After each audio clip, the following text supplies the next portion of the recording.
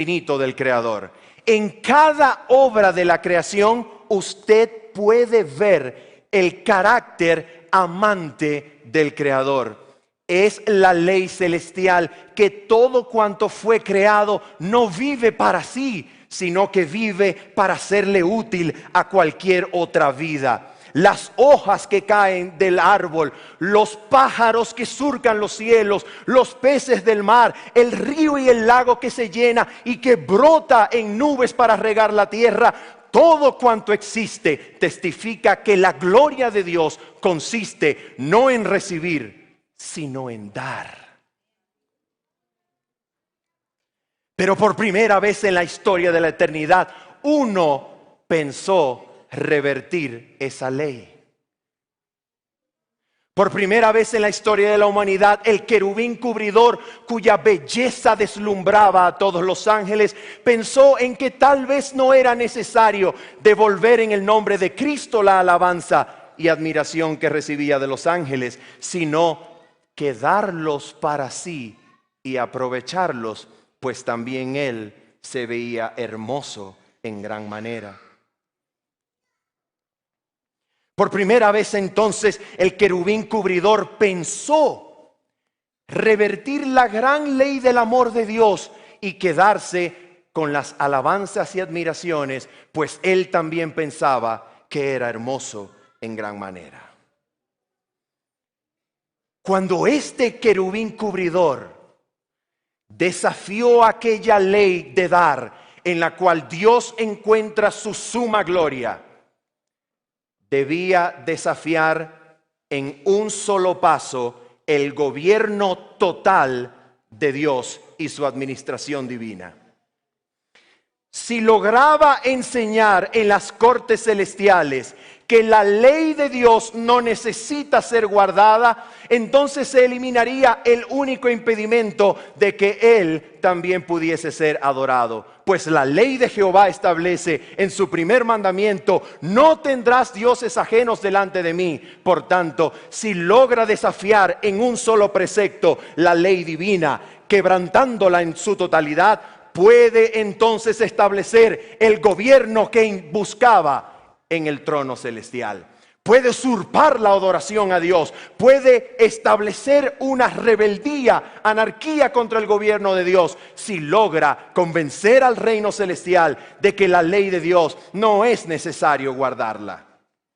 ¿Y cómo se propuso hacer eso? Muy fácil.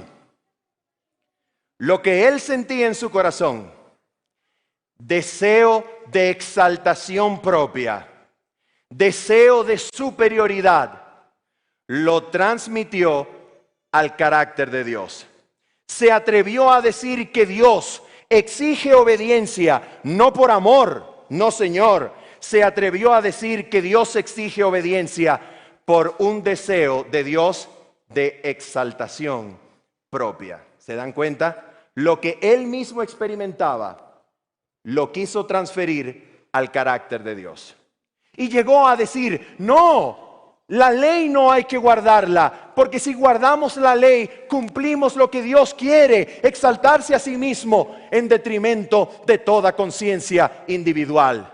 No, no es la ley, es la conciencia individual, pues somos ángeles. No es necesario obedecer, pues tenemos inteligencia divina capaz de discernir el bien y el mal por nuestros propios criterios. Así que olvídense de la ley. No es la ley, es nuestro propio criterio lo que basta para dirigir nuestras vidas en este mundo celestial.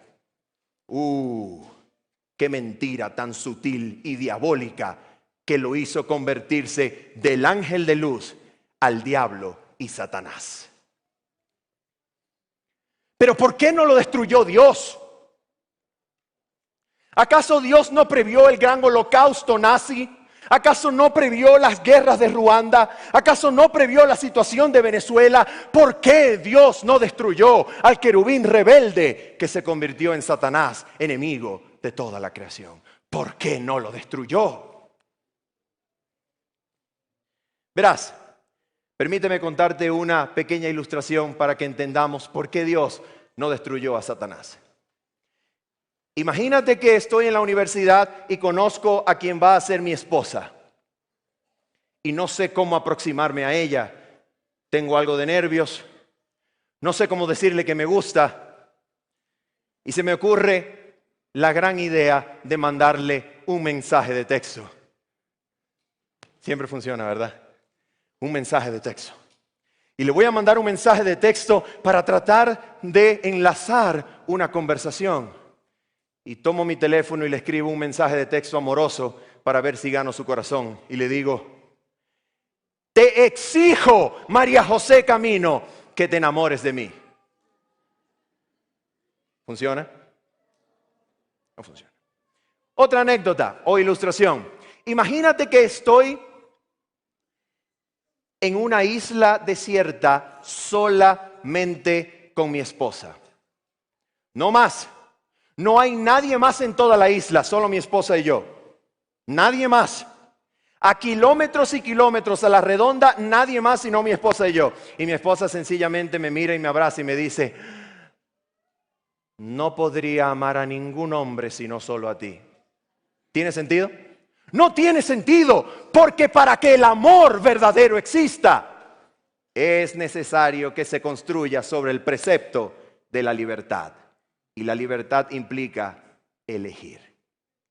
Dios no destruyó a Satanás porque intenta ganar nuestra adoración, no por la fuerza ni por la exigencia, sino por una absoluta y contundente demostración de amor, que cuando llegue el tiempo de destruir a Satanás, todo ente celestial y terrenal pueda alabarlo por la justicia de sus actos.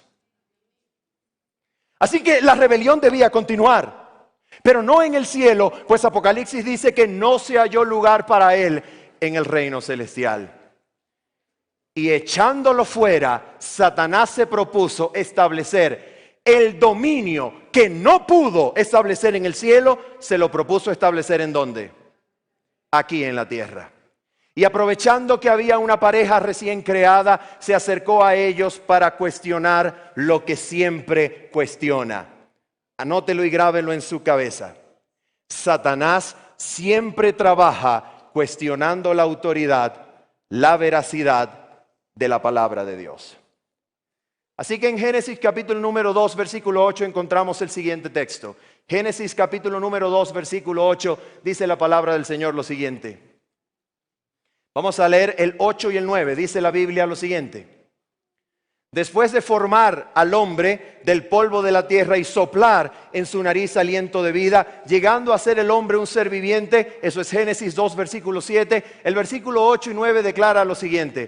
Por favor, Génesis capítulo 2, versículo 8 y 9. Dice la palabra del Señor así: y Jehová plantó un huerto en Edén al oriente y puso allí al hombre que había formado. ¿Dónde lo puso? En el huerto que plantó en oriente, en Edén. Y ahora dice así: y Jehová hizo nacer de la tierra todo árbol. ¿Cómo se veía todo árbol? ¿De qué? Delicioso a la vista. ¿Y qué cosa? Aquí hay algo interesante. En todo el relato de Génesis capítulo 1 y 2, solamente uno se reserva la autoridad de llamar bueno a las cosas, y ese es Dios. Y Dios dice aquí: Jehová hizo nacer de la tierra todo árbol delicioso a la vista y bueno para comer, también el árbol de la vida en medio del huerto y el árbol de la ciencia, o mejor traducción, y el árbol del conocimiento del bien y del mal. ¿Y qué dijo Dios acerca de ese árbol en Génesis capítulo 2, versículo 15? ¿Qué dijo el Señor en 15, 16 y 17? El Señor dice lo siguiente en Génesis capítulo 2, versículos 15 al 17. La palabra del Señor establece lo siguiente: tomó pues Jehová Dios al hombre y lo puso en el huerto de Edén para que lo labrara y lo guardase. Versículo 16. Y mandó Jehová al hombre diciendo: de todo árbol del huerto podrás comer. Pregunto, ¿cómo era todo ese árbol que el hombre podía comer? ¿Era delicioso a qué? A la vista. ¿Y qué? Y bueno para comer. Delicioso a la vista y bueno para comer. Pero del árbol del conocimiento del bien y del mal, ¿qué dijo Dios? No comerás, porque el día que de él comieres ciertamente morirás. Entonces vamos a repasar. Mira lo que Dios está haciendo. Vamos a repasar aquí. Dios toma al hombre y lo pone en el huerto de Edén y hace que salga del huerto de Edén todo árbol delicioso a la vista y bueno para comer. Y también pone el árbol de la vida. Y también pone en el huerto de Edén el árbol de la muerte. ¿Se llama así el árbol? ¿Dice así el texto? El texto lo llama el árbol del conocimiento del bien y del mal. Pero ¿por qué no se le llama árbol de la muerte? Permítanme decirles lo siguiente. Dios en Génesis capítulo 2 está determinando para el ser humano recién creado cuál es el bien del ser humano y el mal del ser humano. ¿Cuál es el bien? De todo árbol delicioso a la vista y bueno para comer podrás comer. ¿Y cuál es su mal? Pero de ese árbol del conocimiento del bien y del mal no comerás, porque el día que de él comieres ciertamente morirás. ¿Cuál es su bien? Comer de lo que Dios dice. ¿Cuál es su mal? Comer de lo que Dios ha prohibido. Pero si el hombre no se conforma con esa determinación de bien y mal, hay un árbol que se llama conocimiento del bien y del mal. La muerte está en poner un paso en la dirección que Dios ha prohibido. La muerte está en poner un paso en la dirección en el cual el pensamiento y la propia opinión dice: no me conformo con el bien y mal que el Señor me ha determinado. Yo me autorizo, me adjudico la autoridad de determinar mi bien y mi mal. Allí comienza la muerte. Por eso Satanás lo va a tentar con ese árbol llamado árbol del conocimiento del bien y del mal. Noten que Dios está dándole al ser humano libertad. Determina su bien y su mal, pero le da la libertad, pues hay un árbol que se llama conocimiento del bien y del mal. Entonces aparece la serpiente, Génesis capítulo 3, versículo 1. ¿Y cómo dice la palabra del Señor? La serpiente era astuta más que todos los animales que el Señor Jehová había creado, la cual dijo a la mujer. A ver, vamos a repasar. ¿Qué dijo Dios? De todo árbol del huerto podrás comer, pero del árbol del conocimiento del bien y del mal no comerás, porque el día que de él comieres ciertamente morirás. Ahora viene Satanás, que ha tomado posesión de la serpiente, y le dice a la mujer. Así que Dios ha dicho: no comáis de todo árbol. Oh, hermanos míos, miren cómo trabaja Satanás. Dios dice: de todo esto podrás comer, pero de este no. Satanás dice: así que, ¿te ha limitado Dios en alguna cosa? Miren cómo habla Satanás. El hombre y la mujer se casarán, porque una carne serán. Llega Satanás y dice: así que el matrimonio solamente puede ser entre un hombre y una mujer. Qué limitados. El Señor dijo: 6 días trabajarás y harás toda tu obra. Llega Satanás y dice: así que hay un día en que no puedes hacer nada. Satanás señala la limitación que aparentemente Dios ha puesto en el pueblo. Y su finalidad es presentar el carácter de Dios como un Dios opresor. No como un Dios que legisla por amor, sino como un Dios que legisla para coartar y oprimir.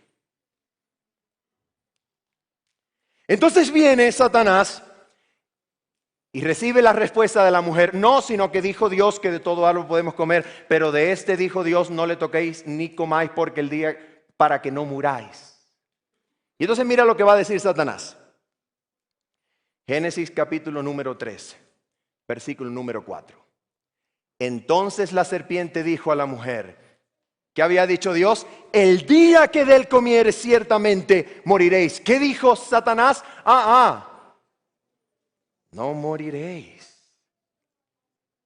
Hablando como si fuese Epicuro en la carta a Meneceo, donde dice: cuando yo soy, la muerte no es, y cuando la muerte es, yo no soy. Por tanto, oh griegos, no temáis a los dioses, ni temáis a la muerte. Los filósofos también saben hablar de parte de Satanás. Y entonces mira lo que va a pasar aquí. la mentira más grande de todas. Génesis capítulo 3, versículo número 5. Sino que sabe Dios. Ahí está, pintando a Dios en su carácter como de opresor. Recuerden que es Satanás el que habla aquí. Sino que sabe Dios que el día que comáis de él, serán abiertos vuestros ojos. Y seréis como ¿quién? Sabiendo qué cosa. ¿Se dan cuenta? Satanás te está diciendo, mira Adán, mira Eva. Si te independizas del criterio moral de Dios y llegas a determinar de acuerdo a tu propia voluntad y criterio lo que es el bien y lo que es el mal, estarás en la misma posición de Dios. Dios ha dicho esto es bueno y esto es malo, pero si tú te atreves a decir esto es bueno y esto es malo, tú también puedes ser Dios.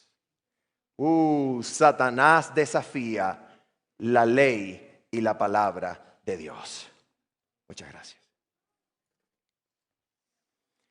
La historia de esta primera tentación, todos nosotros la conocemos. Y ahora estamos aquí. Miles de años después de esa tentación.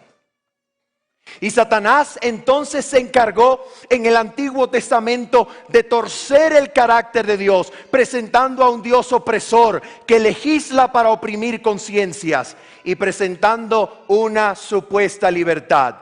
Determina, Israel, tu bien, determina tu mal, llamad a lo bueno malo y a lo malo bueno y sed como Dios. Por tanto, el esfuerzo satánico en el Antiguo Testamento consistió en pervertir el carácter de Dios y sumir a la humanidad en una total tiniebla espiritual. Pero el mismo Dios que en Génesis capítulo número 1 habló y de su palabra salió la luz que iluminó la creación, es el mismo Dios que en Jesucristo iba a brillar una vez más. Juan capítulo 1, versículo 18. Juan capítulo 1, versículo 18. ¿Qué vino a hacer Jesús a la tierra? Juan capítulo número 1, versículo 18. Leamos juntos la palabra de Dios. La palabra del Señor declara a Dios. ¿Qué cosa? A Dios, ¿qué cosa? A Dios nadie le vio jamás. El unigénito Hijo que está en el seno del Padre. ¿Para qué vino a la tierra? ¿Para qué vino Cristo? Él, Jesús, la luz de Dios, el verbo, la palabra encarnada, aquel ante quien podemos contemplar a la deidad. Él, Jesús, vino a la tierra para dar a conocer el carácter de Dios. Oh, hermanos míos, y Jesucristo vino a hacer mucho más que eso. La palabra del Señor declara en Romanos capítulo número 8, versículo 3, una verdad impresionante. Romanos capítulo número 8, versículo 3. Leamos juntos este pasaje. Este pasaje es fundamental. Romanos capítulo 8, versículo 3. Cristo vino a demostrar el carácter de Dios. Cristo vino a recordarle al mundo que Dios es amor. Vino para ser visto por los ángeles. Vino para ser predicado en gloria. Vino para revelar que Dios es amor y que su gloria consiste en dar. Pero mira lo que vino a hacer también Jesucristo. Romanos capítulo 8, versículo 3 declara para nosotros lo siguiente. Porque lo que era imposible para la ley. ¿Qué era imposible para la ley? En el versículo 4 usted lo puede encontrar, aunque no lo vamos a leer. Lo que era imposible para la ley era que su justicia se cumpliera en nosotros. Lo dice el versículo 4. Pero dice allí, porque lo que era imposible para la ley, esto es, que cumpliese su justicia en nosotros, por cuanto era débil por la carne.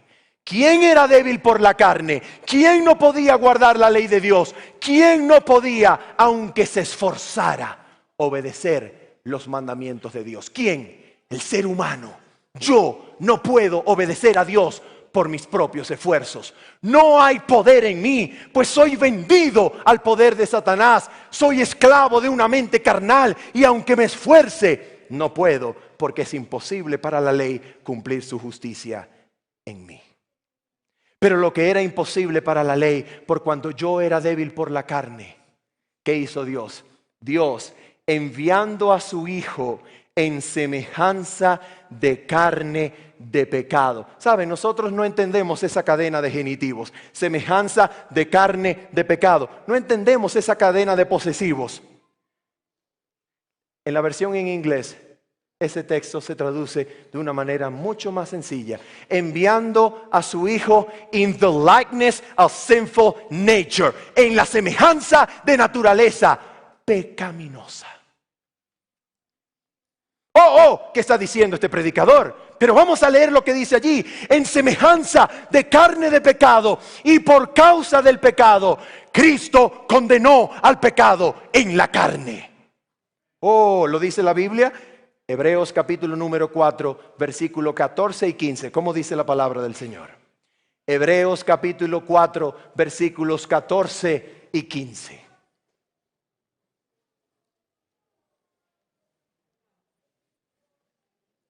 Hebreos capítulo número 4, versículos 14 y 15, la palabra del Señor declara lo siguiente. Por tanto, teniendo un gran sumo sacerdote que traspasó los cielos, Jesús, el Hijo de Dios, retengamos nuestra profesión. Mira cómo es Jesús, mira quién es Jesús, dice aquí. Porque no tenemos un sumo sacerdote que no pueda compadecerse. ¿De qué cosa? ¿Qué quiere decir compadecerse? La palabra compadecer en griego es sympathos, que quiere decir aquel que sufre con. En otras palabras, Jesús sufrió con nuestras debilidades. Jesús experimentó en su vida nuestras debilidades, porque no tenemos un sumo sacerdote que sea incapaz de compadecerse con nuestras debilidades, sino a uno que fue tentado en algunas cositas, que fue tentado en algunas cosas concernientes a su poder divino, que fue tentado ¿en qué? En todo, de acuerdo a la semejanza de quién. De acuerdo a nuestra semejanza. Pero, ¿qué cosa? Hermanos míos, delante del universo celestial, en cada una de la tentación, tanto la del desierto como la cruz del Calvario, Cristo declaró que es mejor sufrir lo que venga antes que apartarse en un punto de la eterna ley de Dios. Hermanos míos, y por si eso fuera poco, en Juan capítulo número 12, versículos 31 en adelante, Jesús nos dijo lo que haría en la cruz. Juan capítulo número 12, versículos 31 en adelante, Jesús nos dijo lo que iba a hacer en la cruz. Dice la palabra del Señor así. Ahora es el juicio de este mundo. Ahora el príncipe de este mundo será echado, ¿qué? A ver. ¿En qué momento de la historia de la humanidad Satanás fue expulsado del reino terrenal? Vamos a ver lo que dice Cristo. Ahora es el juicio de este mundo. Ahora el príncipe de este mundo, es decir, Satanás, será echado fuera. ¿Y en qué momento? ¿Mediante qué método? La palabra del Señor declara en el versículo 32. Y yo, si fuere levantado de la tierra. ¿A qué se está refiriendo Jesús? Por favor, un versículo más, 33, y después nos devolvemos al 32. Y decía esto dando a entender, ¿de qué? ¿De qué muerte había de morir? Así que él está hablando ¿de qué? De la cruz, ¿verdad que sí? Elevado de la tierra. Ahora vamos al 32 nuevamente. Y yo si fuere levantado de la tierra, es decir, en la cruz, Jesucristo puede atraer a sí mismo la mirada, no solo de los hombres, sino de todo el universo celestial. ¿Quieren leerlo con sus propios ojos? Vamos a leer la segunda cita del espíritu de profecía, lo que sucedió en la cruz. Vamos a leer al espíritu de profecía con nuestros propios ojos para ver qué ocurrió en la cruz. Dice así: finalmente, en la cruz del Calvario, finalmente se había decidido la gran contienda que tanto había durado en este mundo, y Cristo era el vencedor.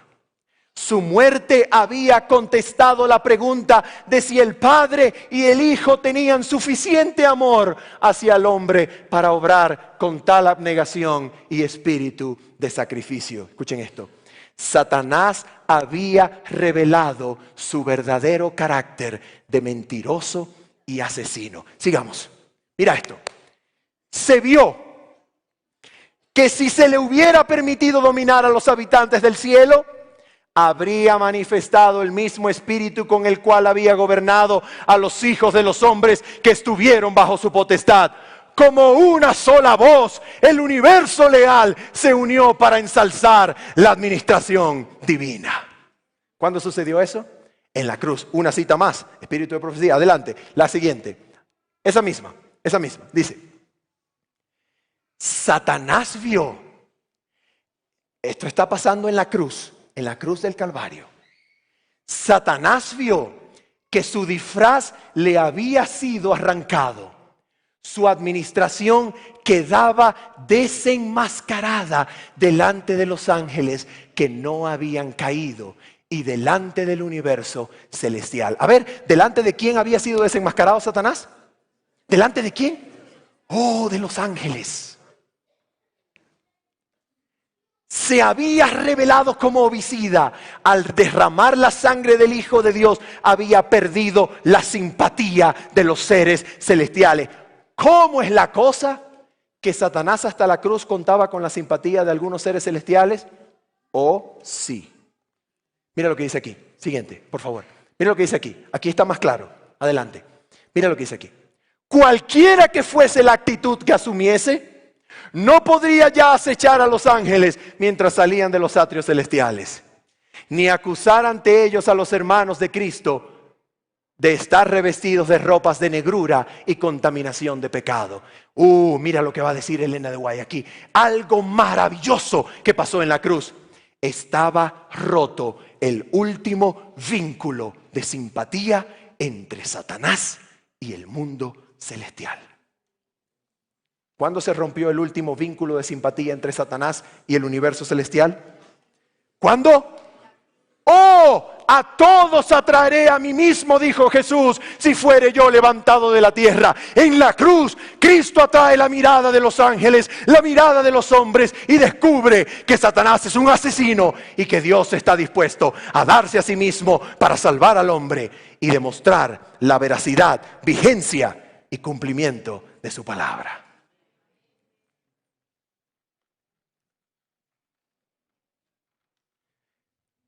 Pero ¿por qué Satanás no fue destruido en la cruz? Ya se acabó la simpatía de los ángeles por Satanás. ¿Sí o no? ¿Se acabó en la cruz? Estaba roto el último vínculo de simpatía entre Satanás y el cielo. ¿Sí o no? ¿Lo dijo Elena de White? ¿Por qué no destruyó a Satanás en la cruz? ¿Acaso no era el momento perfecto para destruirlo? ¿Acaso ya el universo celestial no estaba convencido de que Satanás era un asesino y homicida desde el principio? ¿Por qué no lo destruyó en la cruz? Por favor, póngame esa misma cita de Elena de White. Sin embargo, comienza. Ahí está. Mira lo que dice allí. Sin embargo, Satanás no fue destruido entonces. Sin embargo, a pesar de que el último vínculo de simpatía entre Satanás y el reino celestial había sido roto, Satanás no fue destruido en la cruz. ¿Por qué? Los ángeles no comprendieron ni aún entonces todo lo que entrañaba la gran controversia. Los principios que estaban en juego habían de ser revelados en mayor plenitud. ¿Cuáles principios estaban en juego que aún aguardaban ser revelados? Sigamos leyendo. Y por causa del hombre, lo voy a repetir. Y por causa del hombre, la existencia de Satanás debía continuar. Tanto el hombre como los ángeles debían ver el contraste entre el príncipe de la luz y el príncipe de las tinieblas. El hombre debía elegir a quién quería servir.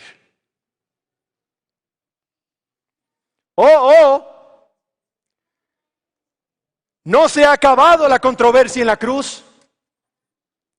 Y Cristo lo dijo en Juan capítulo 17. Juan capítulo 17, versículo 1. Juan capítulo 17, versículo 1. La controversia no había terminado. ¿Fue incompleta la obra de Cristo en la cruz? ¡Oh, no! Jamás digamos eso. ¿Fue incompleta la obra de Cristo en la cruz? Jamás. Su obra es perfecta, completa en la cruz. Pero Juan capítulo 17 nos alerta y amonesta de la siguiente manera. Estas cosas habló Jesús y levantando los ojos al cielo dijo. Ahora mira, lo que usted y yo vamos a leer a continuación es nada más y nada menos que la oración de consagración de Cristo a su Padre antes de ir a la cruz del Calvario. Lo que nosotros vamos a percibir ahora es el corazón de intimidad del Hijo y el Padre, hablando en oración antes de la cruz. No es cualquier pieza de literatura que estamos leyendo, es la oración de Cristo antes de ser crucificado en comunión con su Padre.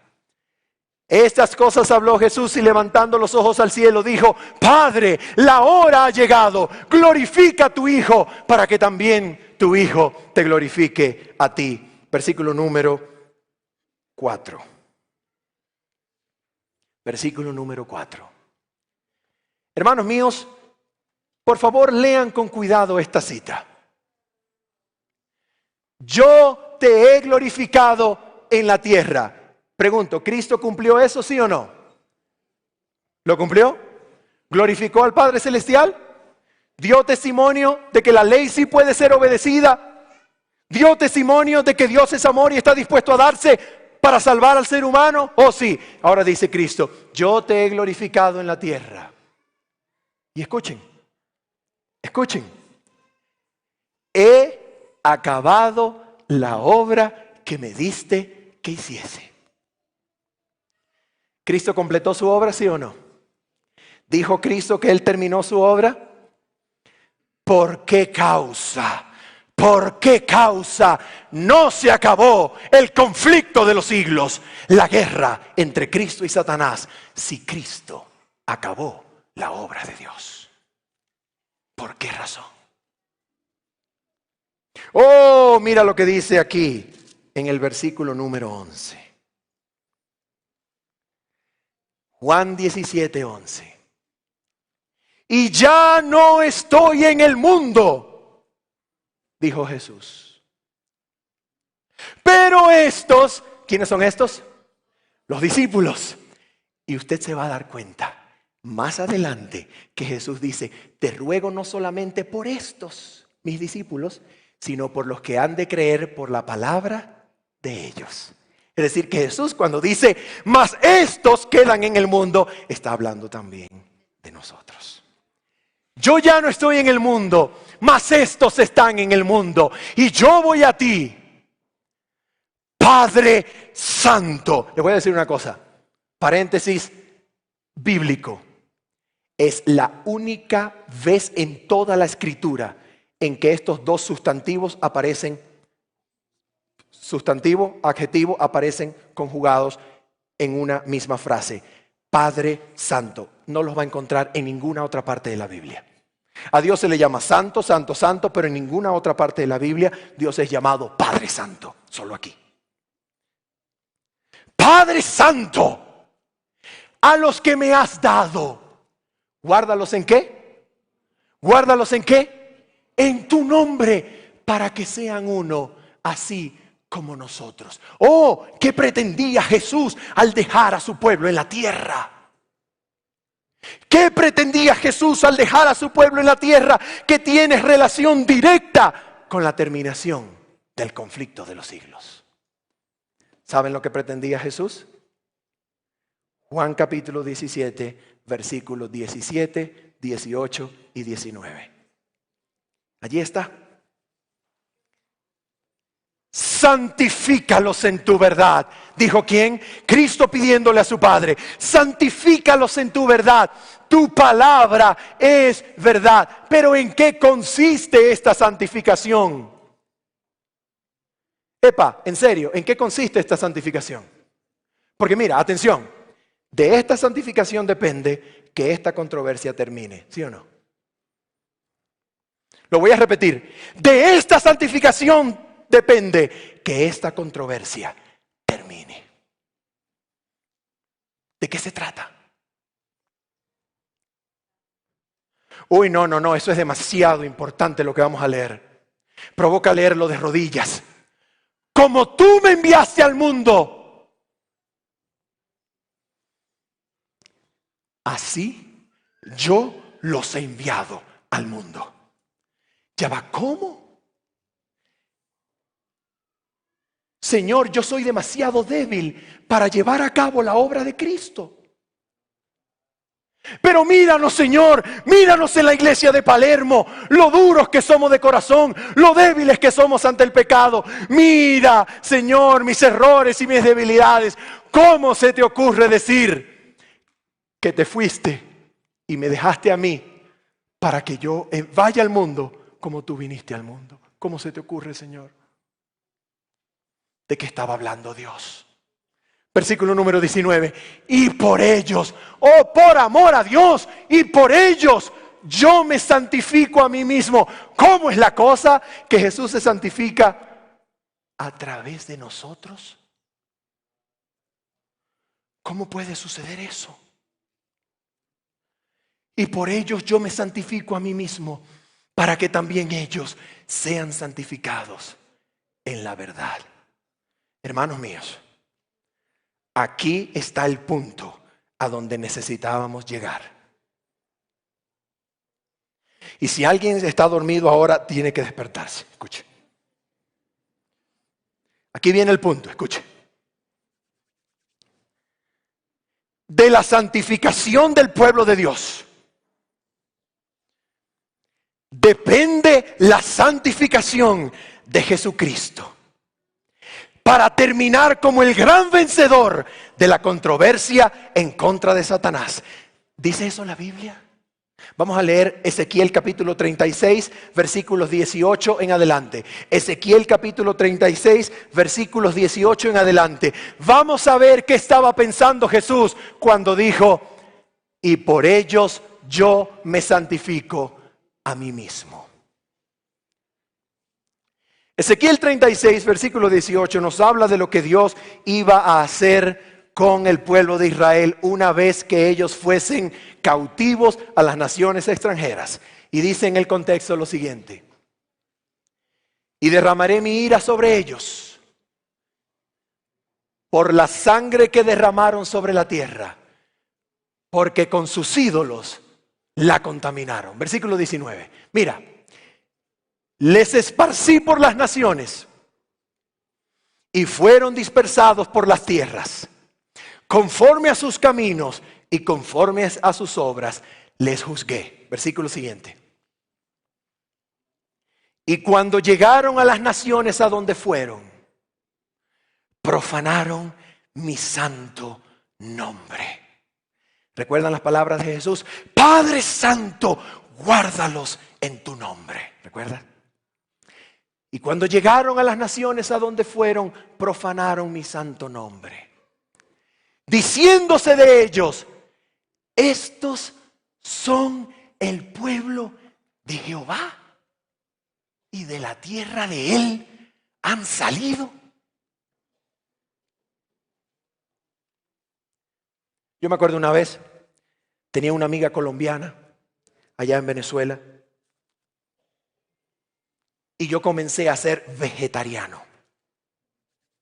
Y llegué a visitarla y le dije, he venido a enseñarte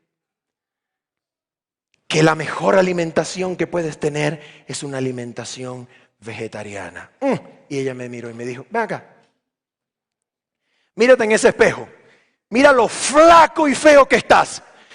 Ven acá, Gonzalito. Y llamó al hijo y lo puso al frente de mí y me dijo, ¿te das cuenta lo hermoso y rechoncho y bonito que está? Ese es el cerdo que come. Más o menos algo así le pasó a Israel. ¿De verdad este es el pueblo de Dios?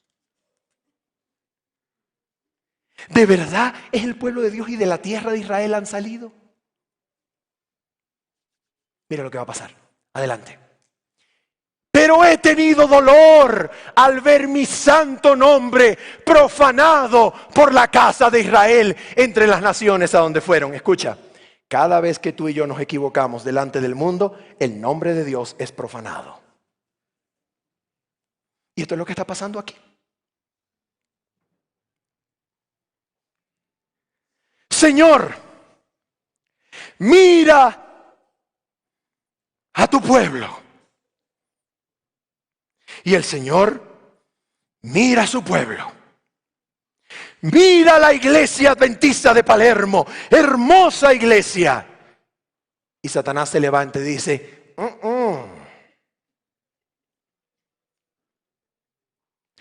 ¿tú no te has dado cuenta la forma en que los ancianos le hablan a sus esposas? ¿Tú no te has dado cuenta todos los hijos perdidos que esos ancianos tienen en la iglesia? ¿Tú no te has dado cuenta, Señor, el bochorno de tu carácter? ¿Cómo puedes llamarlo tu pueblo? Hoy Dios dice, he tenido dolor de mi santo nombre. Por tanto, dice Dios, versículo número 25, por tanto dice Jesús, por tanto dice el Padre Celestial, esto es lo que va a hacer. Esparciré sobre vosotros agua limpia y seréis limpiados de todas vuestras inmundicias y de todos vuestros ídolos os limpiaré. Oh Señor, ¿cuál es esa agua limpia que puedes derramar sobre tu pueblo para vindicar tu santo nombre delante de las naciones? ¿Cuál es esa agua limpia? Versículo 26, y os daré un corazón nuevo. Y pondré espíritu nuevo dentro de vosotros. Y quitaré de vuestra carne el corazón de piedra. Y os daré un corazón de carne. ¿Qué más dice la palabra del Señor? Y pondré dentro de vosotros. ¿Qué cosa, hermanos míos? ¿Qué cosa? Y pondré dentro de vosotros mi espíritu y haré que andéis en mis estatutos y guardéis mis preceptos y los pongáis por obra. ¿Dijo eso Jesús? ¿Lo dijo Jesús? Juan capítulo 14 versículo 12 al 15. ¿Lo dijo Jesús? Mira lo que dice aquí Jesús. Juan capítulo 14 versículo 12 al 15, la palabra del Señor declara solemnemente para nosotros. Jesús dice lo siguiente: de cierto os digo, el que en mí cree. Ay, por favor, ayúdenme a leer esto. El que en mí cree, las obras que yo hago, él también las hará y aún mayores hará, porque yo voy al Padre. Siguiente. Y todo lo que pidieres al Padre en mi nombre. Pregunto. ¿Por qué Jesús puede cumplir esta promesa? Porque está delante del Padre y presenta nuestras peticiones como si fuesen suyas delante de su Padre Celestial. Escucha. Y todo lo que pidieres al Padre en mi nombre, lo haré para que el Padre sea glorificado. ¿En quién? Oh, pregunto, a ver, ya va. No pongas el versículo 15, ya vaya. Jesús puede hacer, cuando pedimos en su nombre, todo lo que le pidiéramos para glorificar al Padre en el Hijo, ¿sí o no? ¿Lo puede o no lo puede hacer? Versículo 14 y 15. Si algo pidieres en mi nombre, yo lo haré. Versículo 15. Si me amáis, guardad mis mandamientos. Oh, no, Señor, eso no se puede. Todo lo que pidamos sí se puede, pero no guardar los mandamientos, eso es demasiado difícil. No me pidas guardar los mandamientos, no me pidas tener un carácter a la semejanza de la perfección divina, porque eso no se puede. No, Señor, la santificación es un proceso de altos y bajos, altos y bajos, altos y bajos, altos y bajos, altos y bajos, y el pecado estará en mí hasta que Cristo venga. Ya va, un momento. Si me amáis, guardad mis mandamientos.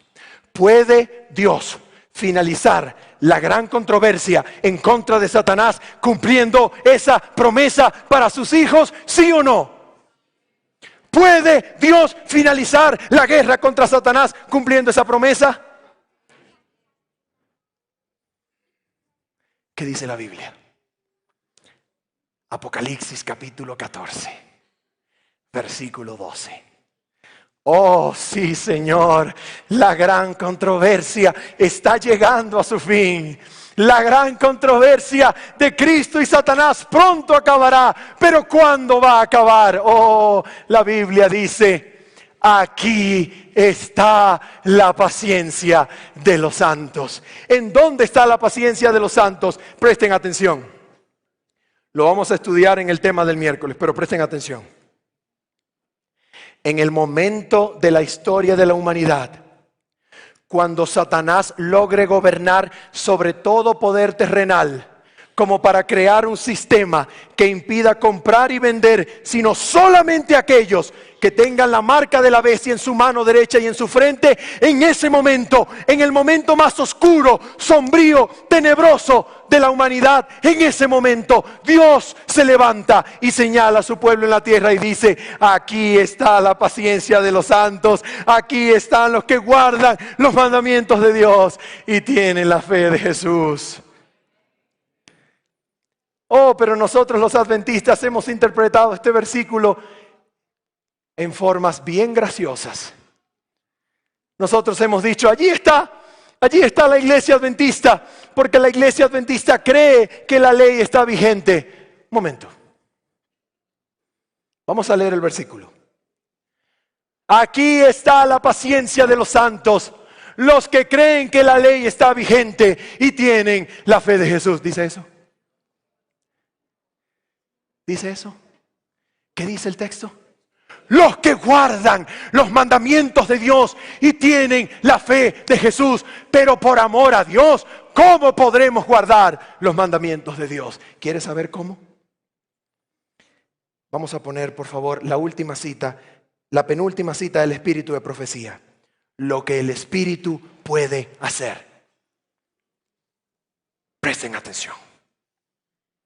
Lo que el Espíritu puede hacer. Pero predicador, ¿no le estás dando mucha importancia a la santidad del pueblo de Dios? Pero predicador, ¿no le estás dando mucha importancia al desempeño del pueblo de Dios en detrimento de la cruz? Mira lo que dice el Espíritu de profecía. El Espíritu Santo era el más elevado de todos los dones que podía solicitar de su Padre para la exaltación de su pueblo. ¿Recuerdan Ezequiel? ¿Y pondré qué cosa? Espíritu nuevo dentro de vosotros, y haré que andéis en mis mandamientos y guardéis mis preceptos y los pongáis por obra. El Espíritu Santo era el más elevado de todos los dones que podía solicitar de su Padre para la exaltación de su pueblo. El Espíritu iba a ser dado, ¿cómo? Como agente regenerador, y sin esto el sacrificio de Cristo habría sido inútil. Siga, por favor. Ay. Por favor, lea esta cita conmigo. El poder del mal se había estado fortaleciendo durante siglos. Y la sumisión de los hombres a este cautiverio satánico era asombrosa. El pecado podía ser resistido. ¿Qué? ¿Que el pecado qué? El pecado podía ser resistido. ¿Y qué? Oh, no. Por favor, predicador, devuélvete a Venezuela por donde viniste. ¿Cómo vamos a resistir el poder del pecado? Mira lo que dice allí. El pecado podía ser resistido y vencido únicamente por la poderosa intervención de la tercera persona de la divinidad, que iba a venir no con energía modificada, sino en la plenitud del poder divino. Ahora mira cómo termina. El Espíritu es el que hace eficaz lo que ha sido realizado por el Redentor del mundo. Por el Espíritu es purificado el corazón. Por el Espíritu llega a ser el creyente. ¿Qué cosa? ¿Quiere decir que yo puedo participar de la naturaleza divina? ¿Quiere decir que yo puedo vivir con el poder y la naturaleza que Cristo vino a la tierra? Sigue diciendo. Mira lo que dice allí. Cristo ha dado su Espíritu como poder divino para vencer todas las tendencias hacia el mal, hereditarias y cultivadas, y para grabar su propio carácter. ¿En dónde? Oh, gloria a Dios. ¿Podemos vencer la tentación? El Espíritu Santo lo puede hacer. El Espíritu Santo lo puede hacer. El Espíritu, no yo, lo puede hacer. ¿Qué pasa? En Apocalipsis 14, versículo 12, después que el Señor dice, he aquí la paciencia de los santos. ¿Qué pasa? Mira, termino con esta. Perdón, antes de ir a Apocalipsis, mira esto. La misma imagen de Dios, mitad de la cita. ¿Lo tienen? La misma imagen de Dios se ha de reproducir en la humanidad. Pero predicador, por favor, ¿cómo va a depender el honor de Dios de eso? Escucha, el honor de Dios, el honor de Cristo están comprometidos en la perfección del carácter de su pueblo. ¿Qué pasa cuando Dios declara de su pueblo en la tierra? He aquí la paciencia de los santos, los que guardan los mandamientos de Dios y tienen la fe de Jesús. ¿Qué pasa cuando Dios declara eso? ¿Quieres saberlo? Después que Dios lo declara, ¿qué pasa? ¿Quieres saberlo? Mire lo que dice la Biblia. Aquí está la paciencia de los santos, los que guardan los mandamientos de Dios y la fe de Jesús. ¿Y qué pasa después? Versículo 13. Oí una voz que desde el cielo me decía, escribe, bienaventurados de aquí en adelante los muertos que mueren en el Señor. Sí, dice el Espíritu, descansarán de sus trabajos, porque sus obras con ellos siguen. Versículo 14. Gracias a Dios. Después que el Señor declara que su pueblo lo representa guardando los mandamientos y teniendo la fe de Jesús, la Biblia dice, y miré finalmente, y he aquí una nube blanca, y sobre la nube uno sentado, semejante al Hijo del Hombre, que tenía en la cabeza una corona de oro y en la mano una hoz aguda. ¿Qué pasa? ¿Qué pasa cuando el carácter de Cristo se reproduce en su iglesia? ¿Qué pasa? ¿Quieres saberlo? ¿Lo quiere leer de manera más clara? Palabras de vida del Gran Maestro. Última cita. Palabras de vida del Gran Maestro. Última cita. Cristo espera con un deseo anhelante la manifestación de sí mismo. ¿En dónde? ¿Con un deseo qué? Cristo espera con un deseo anhelante la manifestación de sí mismo en su iglesia. Cuando el carácter de Cristo sea perfectamente reproducido en su pueblo. Ya va. Yo voy a leer de nuevo porque esto es demasiado increíble. Escucha. Cuando el carácter de Cristo sea perfectamente reproducido en su pueblo, entonces vendrá Él Oh, gloria a Dios. Entonces vendrá Él para reclamarlos como suyos. La gran controversia habrá, por fin, habrá terminado.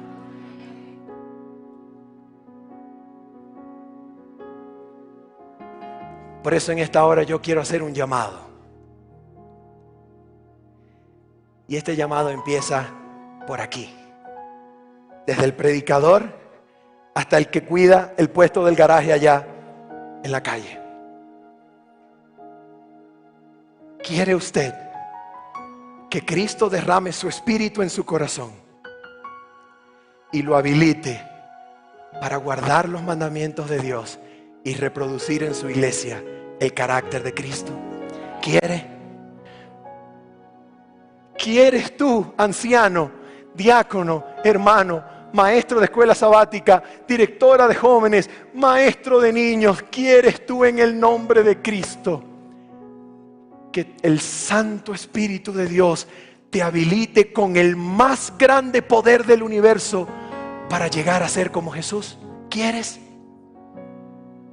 Hermanos míos, si Dios puede hacer esto en nosotros, entonces la gran controversia podrá terminar.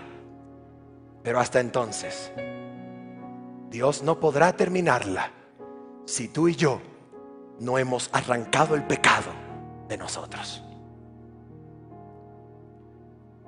Quisiera ver en pie. Ya va, no te pares todavía. Escucha, esto es muy serio. Quisiera ver en pie a todo miembro de la Iglesia Adventista del Séptimo Día que dice: Señor, en el nombre de Cristo, dame tu espíritu para llegar a tener el carácter de Cristo en esta humanidad. ¿Hay alguien que quiera decirle eso a Dios?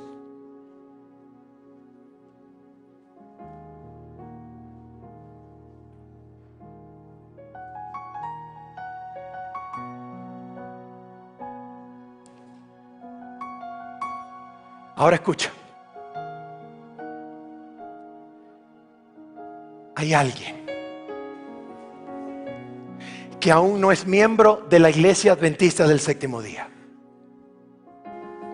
pero que hoy se ha dado cuenta que Satanás es un mentiroso y asesino y que solamente quiere tu ruina.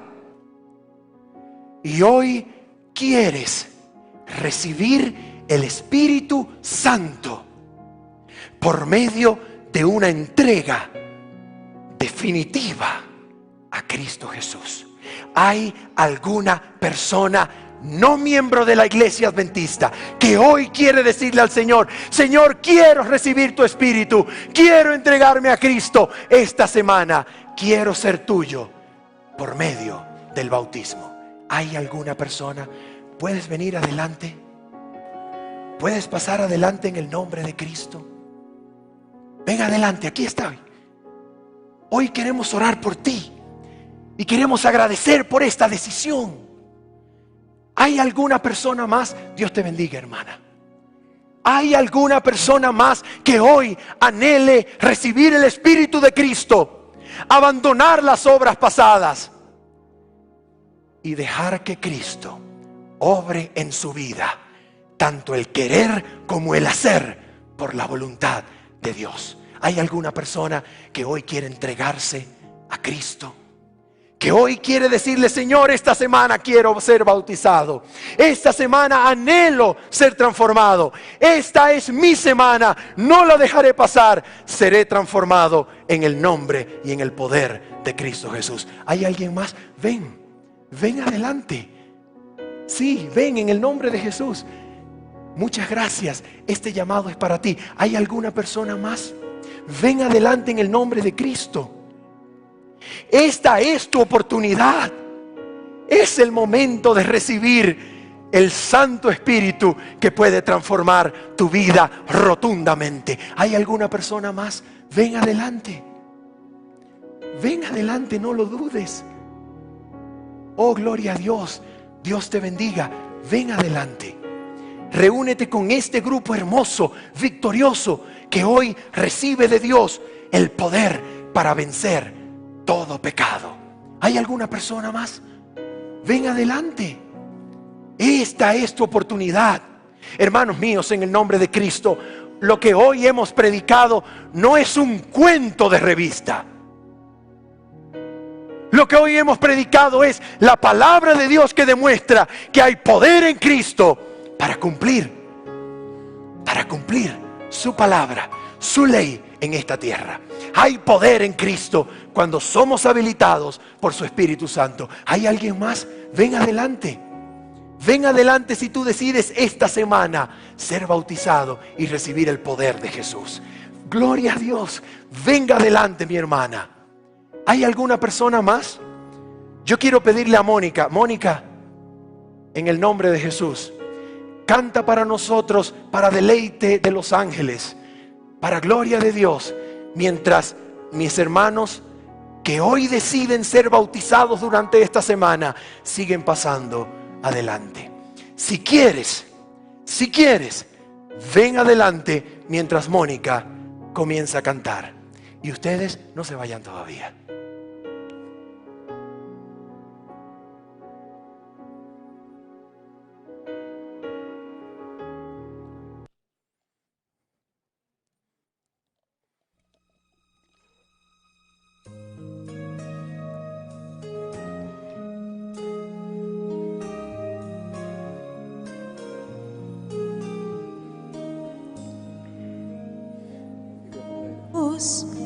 No pueda resolver, no hay montaña que no pueda mover, no hay tormenta que Dios no pueda calmar, no hay herida que no pueda sanar. Si el pecado del mundo llevó sobre sus hombros, yo sé, mi hermano, que Él te puede cargar. Si el pecado del mundo llevó sobre sus hombros, yo sé, mi hermana, que Él te puede cargar.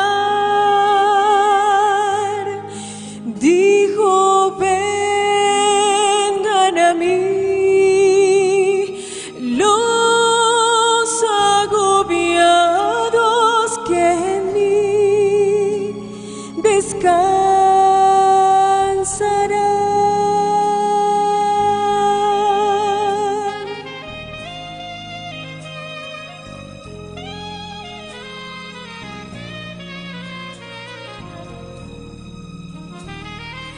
No hay problema que Dios no pueda resolver.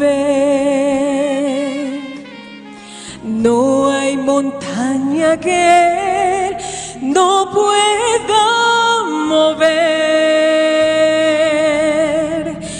No hay tormenta que Dios no pueda calmar. No hay herida que Él no pueda sanar. Si el pecado del mundo llevó sobre sus hombros,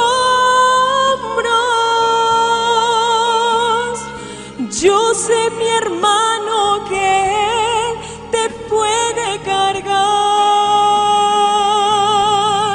Si el pecado del mundo llevó sobre sus hombros, yo sé, mi hermana, que Él te puede cargar. Si el pecado del mundo llevó sobre sus hombros, yo sé, mi hermana,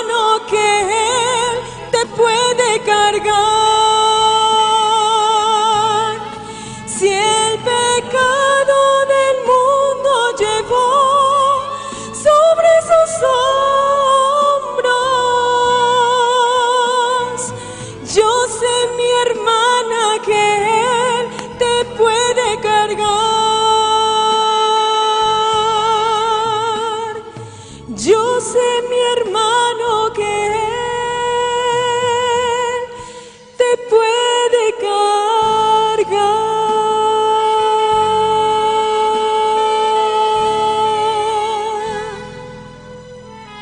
Amén. Amén, gloria a Dios. ¿Hay alguna persona más? ¿Hay alguna persona que aún no ha tomado su decisión y ahora quiera aprovechar para decirle al Señor: sí, Señor, toma mi vida, yo me entrego a ti durante esta semana, yo deseo ser bautizada para gloria y honra de Cristo? ¿Hay alguna persona? ¿Hay alguna persona más? Ven adelante, no tengas temor, ven adelante. ¿Hay alguna persona más? ¿Vienen? Gloria a Dios.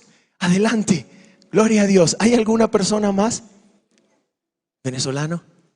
Gloria a Dios, Dios te bendiga. Dios te bendiga, viejo. ¿Hay alguna persona más?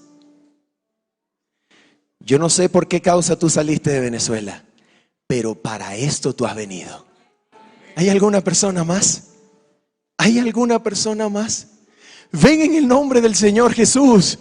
Esta es tu oportunidad. Para esto has llegado hasta esta hora. Hoy es el día en que el Señor desea tomar control de tu vida y cumplir en ti su santa voluntad. ¿Hay alguna persona más? Ven, ven, es contigo. Ven al Señor Jesús. Oh, mis hermanos, gloria a Dios por este hermoso grupo. Vamos ahora, los hermanos, vamos a arrodillarnos y vamos a agradecer a Dios por el suficiente poder que hay en Cristo Jesús. Y si aún hay alguna persona que aún no ha venido y quiere venir, ven, este es el momento. Puedes hacerlo aún.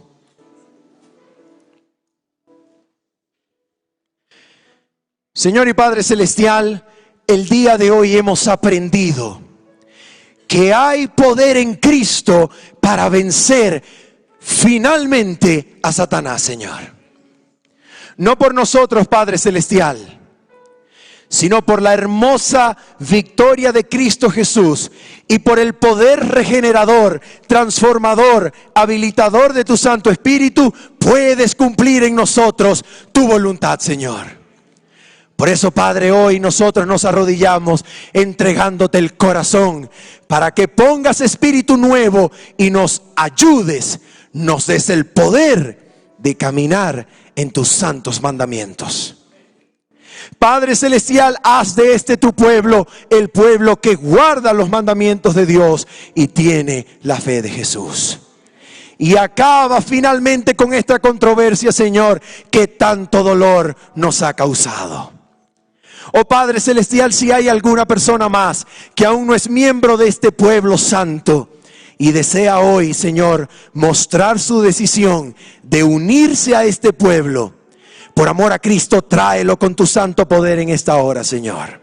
Que no se vaya, Padre Santo, que no salga por esas puertas sin antes demostrar y manifestar que quiere formar parte del pueblo santo que guarda tus mandamientos. Gracias, Señor, por escucharnos. Gracias por el poder obrado en este grupo hermoso de personas. Gracias, Señor, en el nombre de Cristo Jesús. Amén. Amén.